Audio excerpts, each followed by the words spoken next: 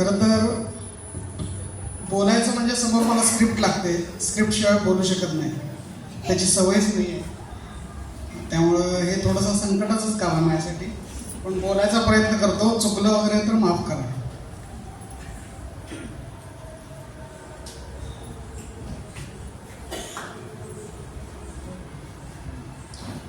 मी पक्का मिरजकर आहे. मिरजेवर माझं खूप प्रेम आहे. त्यामुळंच 87 पासून माझा नाट्य प्रवास सुरू झाला. रामपुरकले सरांच्या मार्गदर्शनाखाली मी घडत गेलो, काम करत गेलो. त्यानंतर मला 91 संधी मिळाली. पुण्यात सुद्धा भरतनाट्य मंदिर लावले. योग कसा आहे बघा. भरतनाट्य संशोधन मंदिरात मी 6 महिने नाट्य प्रशिक्षण वर्ग केला आणि त्या ठिकाणी काही थोड्याशा प्रमाणात भरतपुती म्हणूंच्याबद्दल मला मार्गदर्शन मिळालं, शिकायला मिळालं. आणि आज त्यांच्या या जयंतीने मला संस्कार भारतीनं इतकं सन्मानित केलं आहे, ते मी माझं स्वतःचं भाग्य समजतो. संपूर्ण संस्कार भारतीचे अध्यक्ष, कार्यक्रम संयोजक, सचिव आणि सर्व संचालक आणि सदस्य, तसेच आपण सगळे मिरजकर, आपल्या सगळ्यांना मी धन्यवाद म्हणतो. मी मिरजकर आहे आणि मिरजेबद्दल माझं प्रेम आहे. त्यामुळंच मी पुण्याला किंवा मुंबईला जाऊन स्थायिक झालो नाही. मी माझं काम करायचो, शूटिंग करायचो, नाटकातून काम करायचो आणि परत मिरजेला यायचो. त्यामुळं हे का तर आपल्यासारखे मिरजकर तुम्हा सर्वांच्या सानिध्यात राहणं आणि ते एक वेगळीच मजा आहे. मला कधी असं वाटलं नाही की मुंबईला जाऊन स्थायिक व्हावं, यात करिअर करावं. करिअर ठीक आहे, काम करत गेलो. सारेपाटा संसाराचा या सिरियलमध्ये मी 182 भागामध्ये काम केलं आहे. पण त्यावेळेला सुद्धा महिन्यातले 4 दिवस मुंबईला जायचो, शूटिंग करायचो, परत इथं यायचो. माझी ॲडव्हर्टायझिंग एजन्सी आहे, ते काम इथं सांभाळायचो. आज भरत मुनींचं जयंती आणि त्यानिमित्तानं आपण जे मला सन्मानित केलं आहे,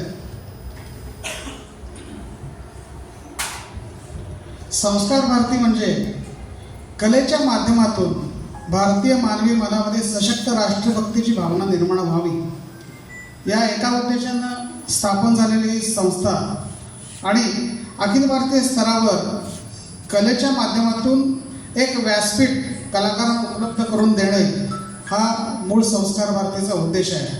आणि संस्कार भारती या उद्देशानेच संपूर्ण देशभर कार्यरत आहे, काम करते. आज आद्य नाट्याचार्य म्हणूया आपण त्यांना, भरत मुनी यांचा जयंती दिवस. भरत मुनींचं नाट्यशास्त्र हा भारतीय कला परंपरेचा एक पाया मानला जातो. भरत मुनींनी सांगितलेले जे काय नवरस आहेत ते खरं तर 8 आहेत, 9 नाही आहे. नवरस त्यांनी सांगितलाय तो समाधान आणि शांतता.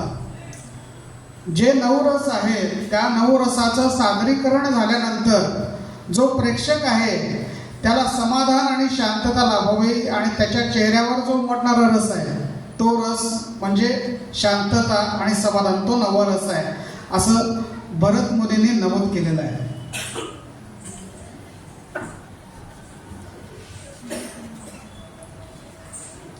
पंचमवेदाबद्दल तू सांगितलंच आहेस, त्यामुळे मी आता परत काय बोलत नाही. नाट्यवेदाची निर्मिती भरत मुनींच्या मध्ये ब्रह्मदेवाने जे 4 वेदातील उत्तम घटक घेऊन मानवाच्या मनोरंजनासाठी आणि शिक्षणासाठी नाट्यवेद तयार केला. ऋग्वेदातून पाठ्य, यजुर्वेदातून अभिनय, त्यामध्ये सुद्धा मुद्रा आणि हालचाली, अथर्ववेदातून रस, सामवेदातून गीत आणि संगीत आणि रसास्वाद सिद्धांत म्हणजेच पंचमरस. 8 रसाचे वर्णन काय आहे तर पहिलाच रस आहे शृंगार, त्यामध्ये प्रेम आणि सौंदर्य याचा हे सांगितलेलं आहे. त्यानंतर हास्य, आनंद किंवा विनोद याला हास्यरस म्हटलेलं आहे.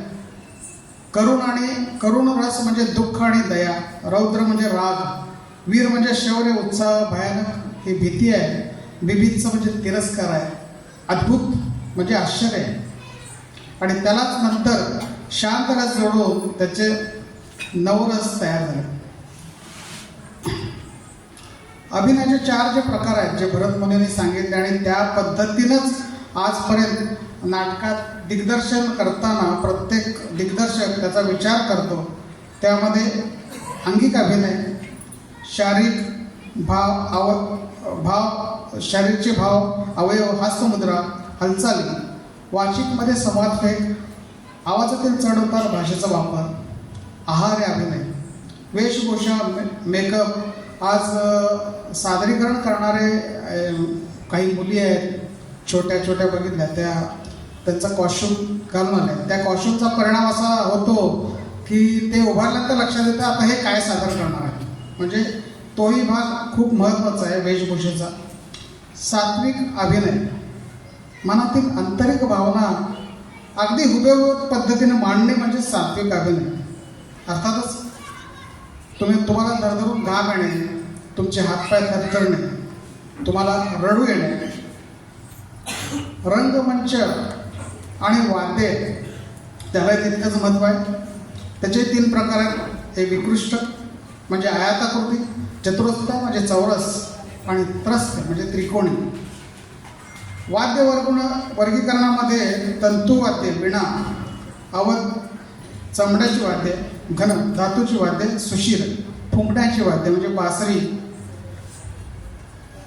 आपल्या सर्वांना सांगली जवळ आहे आणि सांगली ही नाटकाची नाट्यमंडळी म्हणून गणली जाते, मानली जाते.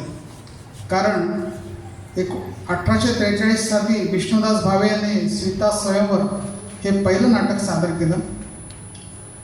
थोडक्यात नाट्यशास्त्र केवळ मनोरंजनाचे साधन नसून ते माणसाच्या नैतिक मूल्याची आणि जीवनातील विविध भावभावनांची ओळख करून देणारे एक जीवनशास्त्र आहे.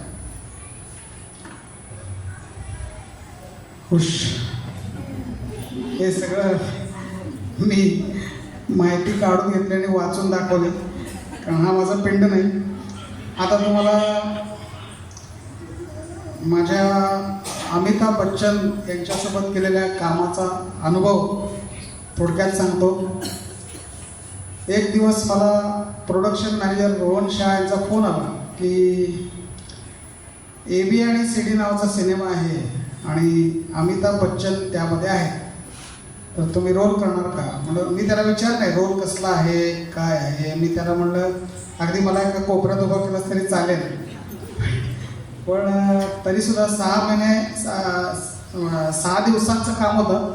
3 दिवस पुण्यात होतं, 3 दिवस मुंबईत होतं. त्यातला 1 दिवस आम्ही पूर्ण अमिताभ बच्चन यांच्यासोबत होतो. हा माझ्या आयुष्यातला सगळ्यात भाग्याचा दिवस आहे. आणि ती व्यक्ती पण इतकी वेळेला इतकी महत्त्व देते की 11चं कॉल टाईम होतं, 10:40ला त्यांचे व्हॅनिटी व्हॅन, त्यांची व्हॅन आणि 2 त्यांच्या गाड्या, त्यांच्याबरोबर 13 लोकांचा स्टाफ असतो. एक त्यांची व्हॅनिटी व्हॅन पहिल्यांदा येऊन लागते, त्याच्या आधी सिक्युरिटीवाले येऊन जातात सगळे बघून चेक करून, आणि मग अमिताभ बच्चन येतात. ते आल्यानंतर डायरेक्ट व्हॅनिटी व्हॅनमध्ये जातात. तिथून मेकअप करून बरोबर 11 म्हणजे 11ला 5 कमी असताना ते स्टेजवर हजर होते, कारण स्टेजवर त्यांचा परफॉर्मन्स होता त्यावेळेला, तिथं शूट होतं. तो माणूस सकाळी 11 वाजल्यापासून संध्याकाळी 5 वाजेपर्यंत प्रत्येकाशी खूप वर्षाची आपली मैत्री आहे किंवा ओळख आहे अशा पद्धतीने वागत होते, चेष्टामस्करी करत होते. पण ते कधी शॉर्ट झालं आहे आणि मी कोपऱ्यात कुठं तरी मी फार मोठा माणूस आहे आणि व्हॅनिटी व्हॅनमध्ये जाऊन बसला असं त्यांनी कधी केलं नाही. ते तिथंच थांबले जिथं शूटिंग होतं तिथं. एका ते कशा 3 खुर्च्या घालून बसायचे, मोबाईल बघत राहायचे किंवा कोणाला तरी मग आमच्यापैकीच एखाद्याला जवळ बोलवायचे, काहीतरी चौकशी करायची, हास्य विनोद करायचे. अमिताभ बच्चन यांच्याबरोबर काम करणं आणि ते जे काम करतायत ते बघणं हे मोठा माझा सिलेबसच पूर्ण झाला असं म्हणायला हरकत नाही. आज या ठिकाणी भरत मुनींच्या जयंतीनिमित्त संस्कार भारतीने जो सांस्कृतिक कार्यक्रम ठेवला आहे, खरं तर तो कार्यक्रम बघायला आपण सगळेजण आलेलो आहात. त्यामुळं तसं माझ्याकडे बोलण्यासारखं पण काय नाही हे प्रामाणिकपणे कबूल करतो. आणि म्हणजे दोन शब्द थांबवतो, पण त्याच्या आधी हे सगळे आपलेच आहेत, फॉर्मॅलिटी पाळा नाही पाळा हा विषय वेगळा, पण तरीसुद्धा मला ह्या सर्वांचे आभार मानावेच लागतील. कारण संस्कार भारती मिरज महानगरचे अध्यक्ष श्रीधर देसाई, सचिव सौ अंधा राजोपाध्ये, कार्यक्रम प्रमुख सौ वर्षा कुलकर्णी, उपाध्यक्षा डॉक्टर अनिता नातू, श्री शिराळकर, त्यानंतर या संस्कार भारतीचे सर्व संचालक मंडळ आणि सदस्य आणि आपण सर्व मिरजकर आणि माझ्यासारख्या ज्येष्ठ माणसांना बोलवल्याबद्दल सर्वांचे आभार. पुन्हा एकदा सर्वांचे धन्यवाद. धन्यवाद प्रशांतजी.